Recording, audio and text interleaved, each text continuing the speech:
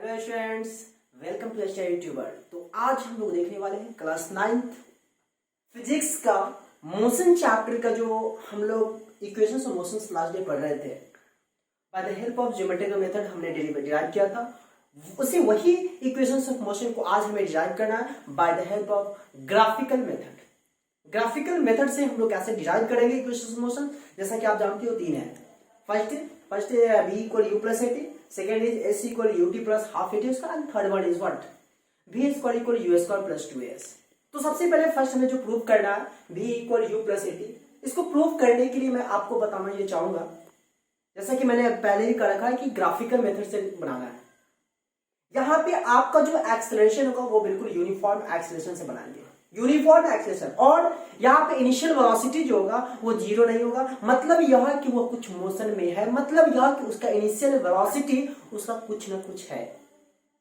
तो आइए हम लोग देखते हैं इसको कैसे डिराइव करते हैं। तो वीडियो को एंड तक जरूर देखिएगा और अच्छे से समझ आने के बाद आप अपने कॉपी में खुद से बनाओगे, है ना। फिर इसके बाद कॉन्सेप्ट आपको अच्छे से क्लियर होगा। आइए हम लोग देखते हैं। डेरिवेशन टॉपिक आपका है derivation of equation of motions bye the help of graphical method.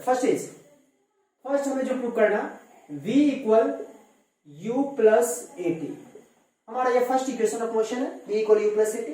जैसा कि आप जानते हो v is the final velocity, u is the initial velocity and a is the acceleration theta time. ठीक है, चलिए यहां पे हमें जो प्रूव करने के लिए हमें ग्राफिकल एक बनाएंगे रिप्रेजेंटेशन करने के लिए। गौर फरमाइएगा, लाइन को थोड़ा सीधा कर दो।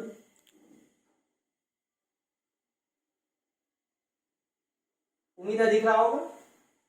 चलिए अब जरा गौर फरमाइए, इसको x कहते हैं, ये आपका y है। मैं आपको बता दूं एक पते की बात, जब भी टाइम को हम जो रिप्रेजेंट करते हैं वो x एक्सिस पे हमेशा याद रखिएगा। तो ये आपका टाइम होगा और y एक्सिस पे हम क्या लिखेंगे।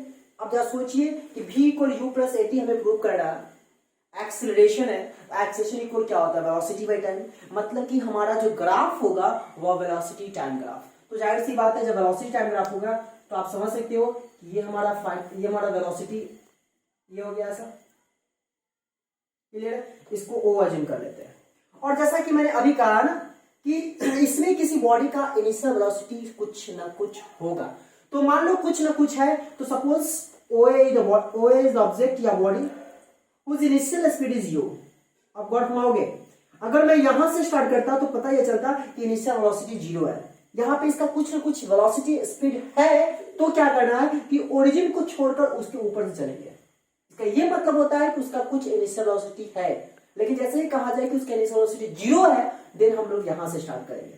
चलिए OA, consider OA with the object या body whose initial velocity is u and moves uniformly after some time t, their velocity increases and becomes v। गौर फरमाइएगा, मैंने यहां पे क्या किया, OA कोई बॉडी है और यहां पे किस मोशन एक्सेलरेशन जा रहा है, यूनिफॉर्म एक्सेलरेशन। और बचपन में मैंने पढ़ा था, आप भी पढ़े थे कि यूनिफॉर्म एक्सेलरेशन का जब भी ग्राफ होता है वो बिल्कुल स्ट्रेट लाइन होता है। तो ये आपका स्ट्रेट लाइन हुआ, इसमें आपका ये क्या हुआ, एक्सेलरेशन हुआ। ठीक है, तो मैं क्या करना चाह रहा हूं कि टी टाइम के बाद उसका वेलोसिटी क्या बन गया, v बन गया। मतलब यह है कि उसका initial velocity u, T time के बाद उसका वेलोसिटी बढ़कर क्या बन गया, v बन गया।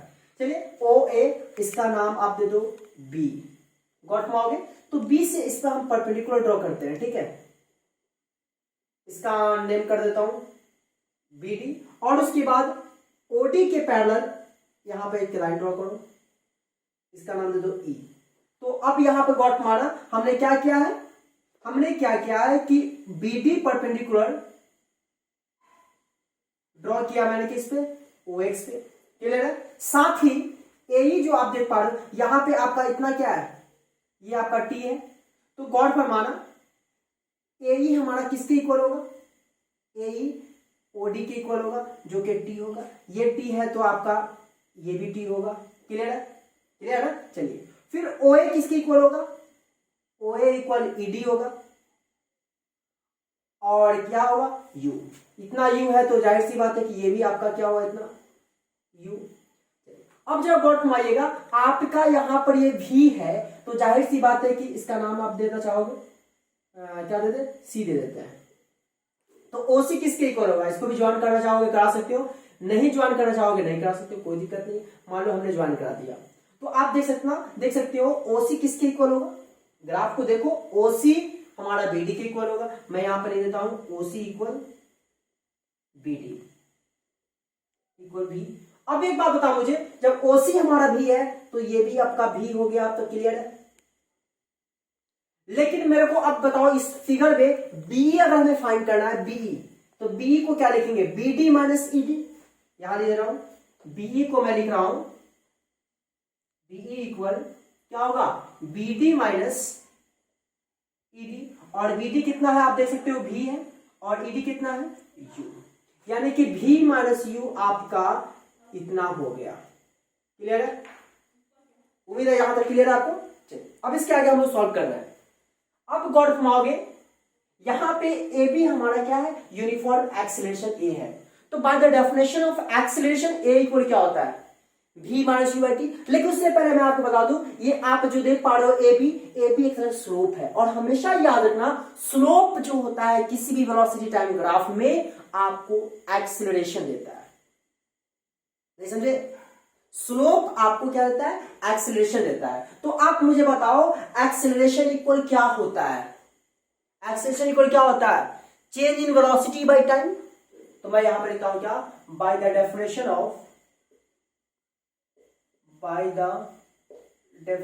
ऑफ एक्सीलरेशन ए इक्वल क्या होगा, चेंज इन वेलोसिटी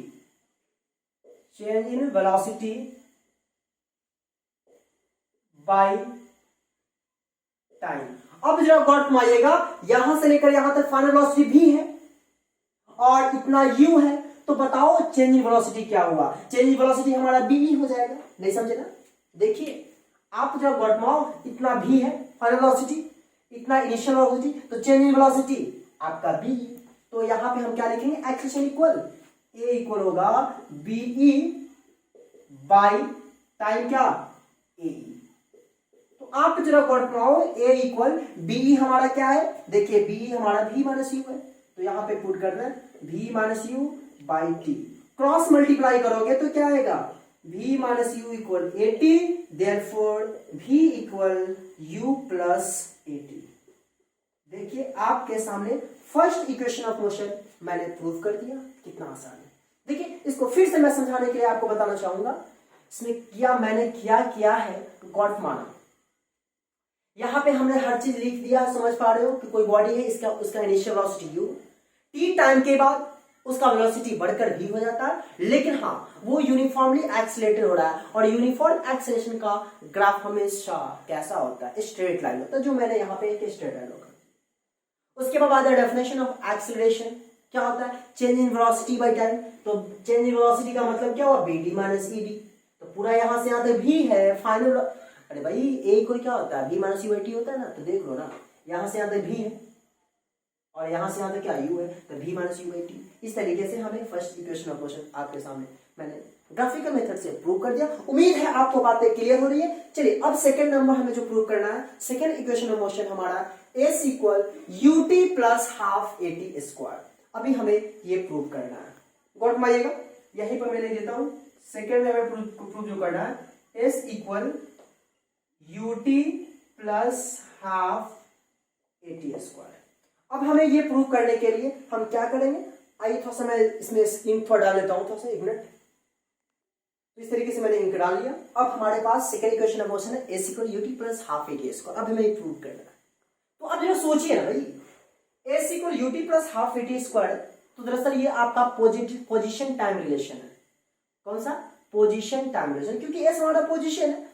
एक बात याद रखिएगा हमेशा, जब भी ग्राफ से रिलेटेड कोई क्वेश्चन भी अगर आएगा और आपसे पूछ रहा हो, you have to calculate total distance covered by any body, you have to calculate total distance covered by any body, then you should apply the, क्या बोलेंगे इसको, you should apply the area of whole figure, then you can easily find out the total distance traveled by any body। तो suppose आप देख सकते हो, ओए कोई बॉडी है, यहाँ पर उसने टी टाइम के बाद उसका एक्सेलरेशन ए हो गया और वेलोसिटी बढ़कर v हो गया, तो मेरे को यहाँ पर डिस्टेंस फाइंड करना है। तो जरा सोचिए, यही सारा तो डिस्टेंस है हमारा।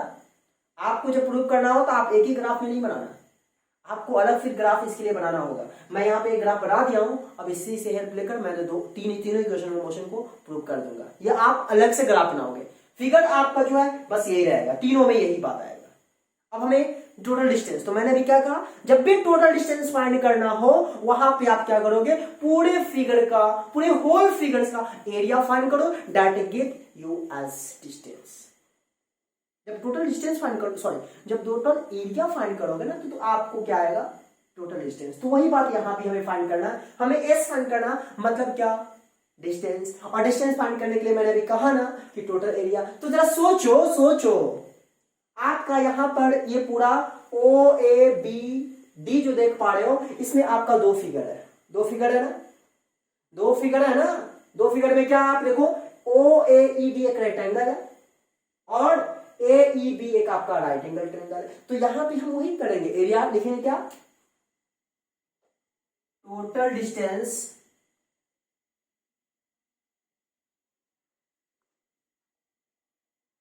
इक्वल एरिया ऑफ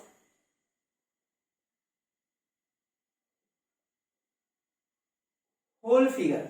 उम्मीद है दिख रहा होगा, total distance equal area of whole figure. तो टोटल डिस्टेंस हम मान लेते हैं एस, क्योंकि मेरे को एस लाना है, और एरिया ऑफ होल फिगर मतलब क्या, area of rectangle O E D, area of rectangle O A E D plus area of triangle, देखिए ना भाई, area of rectangle O A D plus area of triangle A E B, नीचे दिख रहा होगा, लिख सकता हूं। चलिए अब हमें area of rectangle O A D मालूम करना है, तो एरिया ऑफ रेक्टेंगल क्या होता है, एल इंटू बी, क्या होता है, एल इंटू बी। तो एल कितना है आप जरा गौर फरमाओ, एल आपका टी इंटू यू, नहीं समझे, आप देख लो ना, ओएडी में लेंथ आपका टी हो गया, ब्रेथ यू हो गया, तो टी इंटू यू, कोई दिक्कत नहीं। फिर उसके बाद प्लस, फिर क्या है, एरिया ऑफ रेक्टेंगल, और एरिया ऑफ रेक्टेंगल बचपन में पढ़ा था, क्या होता है, 1/2 इंटू बेस इंटू हाइट। तो आप देख लो, बेस आपका टी हो गया, हाइट क्या हुआ, v माइनस यू। तो यहां पे लिखेंगे 1/2 into T into v minus you, दिख रहा होगा। चलिए यहां पर मैंने लिख दिया, उम्मीद है यहां पर आपको क्लियर है। आगे मूव करते हैं। फिर हमें जो प्रूफ करना है वो देखिए, बस एक सेकेंड में आपके सामने आंसर आने वाला है। अब मैं यहां पर लिख देता हूं, ठीक है, S equal T into you, क्या होता है, यू टी, आराम से लिख दो, अब प्लस हाफ इंटू टी। अब बच्चे एक बात सोचिए, ज्योमेट्रिकल मेथड से हम लोग जो पढ़े थे, इक्वेशन ऑफ मोशन को प्रूव किए थे, तो उसमें हमने क्या सोचा था, हमने कहा था ना कि जिससे आपको रिश्ता चाहिए उसी को रहने देना, बाधकों को एलिमिनेट करना। तो सोचिए ना, मेरे को प्रूव करना है क्या, S equal u t plus half A T square. तो आप मुझे बताओ, इसमें कहीं पे भी है, कहीं पर भी है नहीं है, लेकिन यहां पर भी है। तो फर्स्ट इक्वेशन ऑफ मोशन हमारा क्या, भी equal u plus A T. तो क्या करेंगे, भी के बदले हम यहां पे पुट कर देंगे क्या, u प्लस ए टी। तो t इंटू क्या होगा, u प्लस ए टी, अब माइनस यू, नहीं समझे, अभी समझा देता हूं। इस भी के बदले मैंने पुट किया क्या, u plus A T from first equation of motion, clear ना। चलिए u से u आपका फिनिश हो गया, क्या याद है देखिएगा, u T plus half T into A T, क्या होगा, ए टी स्क्वायर। फाइनली आपके सामने रिजल्ट आया u T plus half A T square, जो कि मेरे को ये प्रूव करना था। बात समझ में नहीं आई क्या, देखिए कितना आसान है। मैंने क्या किया, टोटल डिस्टेंस फाइंड करना है, और मैंने भी कहा ना कि टोटल डिस्टेंस फाइंड करना हो तो आप होल फिगर का एरिया फाइंड कर लो, रिजल्ट आ जाएगा। आया कि नहीं आया, देखिए तो इसी को you t plus half A T square. बस आपको लिखना होगा ऊपर में हेडिंग में क्या, consider OA be the object whose initial speed is u. After some time t, their velocity increases and becomes v. Then कुछ ऐसा नहीं देंगे, क्लियर है ना। फर्स्ट इक्वेशन ऑफ मोशन मैंने प्रूव किया, ये आपका second equation of motion prove किया। अब बचिए थर्ड इक्वेशन ऑफ मोशन, हमारा क्या है, v square equal u square plus 2as। Third equation of motion मैं यहां लिखता हूं, v square equal u square plus 2s। अब हमें ये प्रूव करना है। तो मेरे प्यारे अच्छे दोस्तों, अच्छे स्टूडेंट्स, हमें जो v square equal u square plus 2as prove करना है, ये भी दरअसल आपका पोजीशन टाइम ग्राफ होगा। बस मैंने जो equation v equal u plus at जो प्रूव किया, ये आपका था वेलोसिटी टाइम ग्राफ। वैसे तो वेलोसिटी टाइम ग्राफ है, ये तो आपका ग्राफ वेलोसिटी टाइम ग्राफ ही है, क्योंकि वेलोसिटी टाइम ग्राफ ही एक्सेशन देता है, सब में एक्सेलेरेशन है, तो जाहिर सी बात है। चलिए अब हमें v square equal u square plus 2as prove करना है, इसमें भी s है। s is what? s is the total distance covered by any body. तो यहां पर भी वही बात हम अप्लाई करेंगे, क्या कि टोटल डिस्टेंस जो कवर करेगा कोई बॉडी, वहां पे एरिया फाइंड करना है। तो यहां पे क्या करना है कि इस पूरे फिगर का एरिया मालूम कर लो। अब कहोगे सर आपसे इससे पहले भी तो बोले थे टोटल फिगर का एरिया, इसमें भी कर रहे टोटल फिगर, क्या मतलब समझना क्या कहना चाह रहा है। मैं कहना यह चाह रहा हूं कि यहाँ पे s equal UT plus half L square जो मैंने प्रूव किया, यहाँ पे एरिया फाइंड किया। बेशक ऐसा सोचना क्या है, हमको यूटी चाहिए ना, तो जरा सोचो यूटी कहाँ आएगा। इस रेक्टेंगल में यूटी आएगा, टी इंटू यू यूटी आएगा ना, इसलिए मैंने रेक्टेंगल और प्लस ट्रायंगल ले लिया। लेकिन इस थर्ड इक्वेशन ऑफ मोशन को प्रूव करने के लिए मैं यहाँ पे जरा गौर फरमाओ, ओ ए बी डी एक तरह से कौन सा फिगर बन रहा है?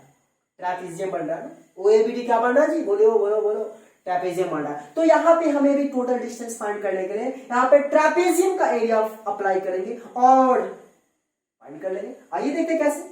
यहाँ पे लिखेंगे क्या? Area of trapezium O A B D, O A B D. अब मुझे बताओ, अब कहोगे सर आपने area of trapezium O A B D apply किया। बेशक ये एरिया का क्या मतलब हुआ? तो सिंपल सी बात है, क्या? डिस्टेंस। तो मैं यहाँ पे यहाँ लिख रहा हूं, ठीक है। ये तो आपका सेकेंड वाला है और मैं इसके लिए आप यहां से स्टार्ट करता हूं। तो यहाँ पर टोटल डिस्टेंस मतलब एस हो गया, होगा कि नहीं होगा? टोटल एरिया मतलब टोटल डिस्टेंस, सिंपल। जब भी आप वेलोसिटी टाइम ग्राफ हो उसमें एरिया निकालोगे, टोटल डिस्टेंस आएगा, क्योंकि ऐसा क्वेश्चन आपको देखने को मिलेगा भी। तो यहाँ पे एस इक्वल, अब एरिया ऑफ ट्रैपेजियम बचपन में क्या पढ़े थे? 1/2 into sum of parallel side into distance between them.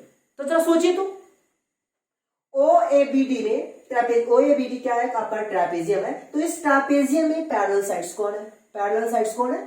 O A and B D और parallel sides, right right right. और हाइट जो लेते हैं क्या? पैरेलल साइड के बीच में होता है। तो बताओ ये ओ ए बी डी में आप जो देख पा रहे हो, ये ओ ए और बी डी पैरेलल है, तो उसके बीच वाला जो डिस्टेंस होता है हाइट होता है। तो हाइट हमारा क्या होगा? ओ डी होगा ना, ओ डी। तो यहां पर मैं लिखूंगा क्या? 1/2 इंटू, यहां पर पहले फॉर्मूला अप्लाई करता हूं, sum of parallel sides into height या डिस्टेंस बिटवीन देम। चलिए तो अब मैं यहां पे क्या लिखने वाला हूं? s equal 1/2 into sum of parallel sides, sum of parallel side. तो आप देखो O A plus B D, O A plus B D into distance between them, O A plus B D into distance between them. क्या होगा बताओ? क्या होगा? OD होगा ना। चलिए यहां मैं लेता हूं ओडी, क्लियर है। अब हम यहाँ पे क्या करने जा रहे हैं, जरा गौर फरमाओगे, s इक्वल 1/2 इंटू ओ ए मेरा क्या है? गौर फरमाओ ना, ओ ए क्या है? ओ ए यू, चलिए ठीक है। प्लस बी डी क्या है देख लो, बी डी आपका v इंटू ओ डी क्या है देख लो, ओ डी आपका t। फिर वही पुरानी बात जो मैंने बचपन में आपको कहा था और बचपन से लोग पढ़ते आ रहे हैं कि जिससे हमको रिश्ता चाहिए उससे रिश्ता लेंगे, जिससे रिश्ता नहीं चाहिए उससे कोई मतलब नहीं है। तो आप जरा सोचो ना, मेरे को रिश्ता क्या चाहिए? VUAS, और इसमें हमारा रिश्ता के अलावा क्या बिना रिश्ता वाला आ गया? कबाब में हड्डी टाइप पर। इसमें कौन है जरा सोचो तो। यहाँ पे हमारा कबाब में हड्डी का काम जो कर रहा है, दरअसल ये टी कर रहा है। टी कर रहा है ना? टी चाहिए आपको? नहीं चाहिए। तो क्या करेंगे? बस वही पुरानी बात, फर्स्ट इक्वेशन ऑफ मोशन में हम लोगों ने पढ़ा था v equal u plus A T. तो वहां से t का वैल्यू फाइंड करेंगे और t इक्वल क्या होता है? v minus u by a. t equal v minus u by a. तो मैं यहां पे लिखूंगा s equal 1/2 into u plus v into, और इस t के बदले लिखेंगे v minus u by a. What मानिएगा?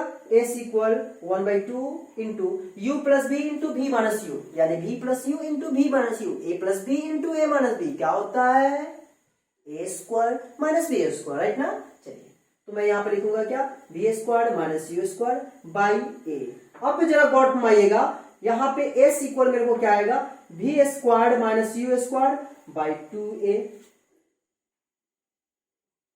2 को a से मल्टीप्लाई करें 2a, क्लियर है। अब यहाँ पे जो क्रॉस मल्टीप्लाई करेंगे तो मेरे को आएगा v square minus u square equal to a s. तो फाइनली वी स्क्वायर इक्वल क्या आया, यू स्क्वायर प्लस 2as। और इस तरीके से मेरे को equation, third equation of motion भी आपके सामने हाजिर है। देखिए कितने बड़े अच्छे अंदाज में मैंने आपको ग्राफिकली मेथड से तीनों इक्वेशन ऑफ मोशन को एक ही ग्राफ पे मैंने प्रूव कर दिया। लेकिन आपसे जब भी एग्जाम में पूछा जाएगा तो आपको इंडिविजुअली सबका अलग अलग ग्राफ बनाना, बस सब में यही आएगा। कुछ है, कुछ नहीं है। एक्स वाई हमने ड्रॉ कर दिया, टी दे दिया, कोई बॉडी मान लिया, उसका इनिशियल स्पीड वेलोसिटी u है, यूनिफॉर्म एक्सेलेरेशन होगा तो यूनिफॉर्म सीधा स्ट्रेट लाइन ड्रॉ कर दिए, पैरेलल ड्रॉ कर दिए, इस तरीके से हमने ग्राफ ड्रॉ कर दिया। और फाइनली आपके सामने इक्वेशन ऑफ मोशन भी हाजिर है। उम्मीद है आपको अच्छे से क्लियर हुआ होगा। अगर देखिए एक और बात, अगर आपको थोड़ा कंफ्यूजन है कि सर आपने दोनों में दो सेकेंड इक्वेशन मोशन और थर्ड इक्वेशन मोशन प्रूव करने के लिए आपने एरिया अप्लाई किया है, इसमें थोड़ा कंफ्यूजन हो सकता है, तो कुछ नहीं, आप ऐसे सोचो, एरिया का मतलब है टोटल डिस्टेंस। इसमें भी एस था, इसमें भी एस था, इसलिए मैंने एरिया निकाला। आप कहोगे कि आपने यहाँ पे दोनों को दो एरिया निकाले प्लस किए, तो इसलिए प्लस किए। सोचा इतना तो गॉर्जियन दिमाग दिया, इतना अप्लाई कर सकते हो ना कि मेरे को यूटी चाहिए, तो यूटी कैसे आएगा, यू इंटू टी, रेक्टेंगल तो आ जाएगा, आप प्लस इसका। थर्ड के लिए आप ध्यान रखो ना, ट्रेपेजियम का पूरे फिगर का एरिया निकाल दो। मैं कहा हूं ना कि डिस्टेंस निकालने का मतलब एरिया ऑफ होल फिगर, तो आपका पूरा एरिया ऑफ होल फिगर हो गया ट्रेपेजियम, ये निकाल दिए। इस तरीके से आपके सामने मैंने तीनों बता दिया। और आप होमवर्क पे क्या करोगे कि इक्वेशंस ऑफ मोशन से जितने भी क्वेश्चंस होंगे एनसीईआरटी प्लस एक्स्ट्रा जो भी सब आप बुक रेफर करते हो, बनाते हो, है ना, हेल्प लेते हो, उससे भी आप क्वेश्चन इक्वेशन ऑफ मोशन से बना सकते हो। बिल्कुल बन जाएगा। जो भी प्रॉब्लम होगा मैं उम्मीद करूंगा आपके सामने उसको आप सॉल्यूशन दूं। तो वीडियो अच्छा लगा, मेहनत तो लग रहा है, आप समझ रहे हो मेरी तबीयत खराब है, इसके बावजूद भी मैंने वीडियो आपके लिए बनाया और फुल डेडिकेटेड हूं आपके लिए। तो क्यों ना आप भी हमारे लिए फुल डेडिकेटेड हो, यही आशा करता हूं। और अपने दोस्तों को भी इस वीडियो को शेयर करिए और साथ ही चैनल पर नए हैं तो सब्सक्राइब कर बेल आइकन को प्रेस करिए, ताकि ऐसा ही नोटिफिकेशन आपको जब भी मैं वीडियो बनाऊं आप तक पहुंचता रहे, मिलता रहे। तो आज के लिए इतना ही।